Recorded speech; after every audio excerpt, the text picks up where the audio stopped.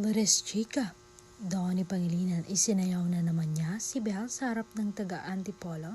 Grabe, para talaga silang newlywed. And alam niyo bang hindi lang nila ginagawa ito sa harap ng fans, dahil ginagawa rin nila ito sa totoong buhay.